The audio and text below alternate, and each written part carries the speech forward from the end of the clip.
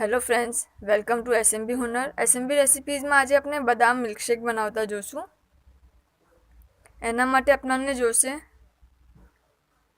1/2 cup બદામ, 2 cup દૂધ, 3 થી 4 કેસરના સ્ટ્રેન્ડ હોય તો ઠીક, નહીં તો ચાલશે, 3 ટીસ્પૂન શક્કર, 1/4 ટીસ્પૂન ઇલાયચીનું પાવડર.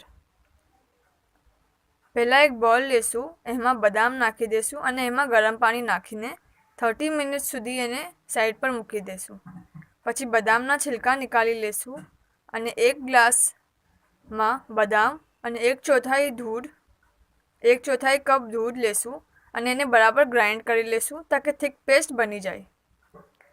પછી એક પેનમાં 2 કપ દૂધ લેશું અને એને બોઇલ થવા દેશું. બોઇલ થવા બાદ એમાં ઉપર બનાવેલું બદામનું પેસ્ટ જે આપણે ગ્રાઇન્ડ કરું એ શક્કર અને કેસર નાખીને બરાબર મિક્સ કરી લેશું. પછી એને 5 મિનિટ તક બોઇલ થવા દેશું તાકે મિલ્ક થોડું થીક થઈ જાય. પછી એમાં ઇલાયચી પાવડર નાખશું અને બરાબર હિલાવી લેશું.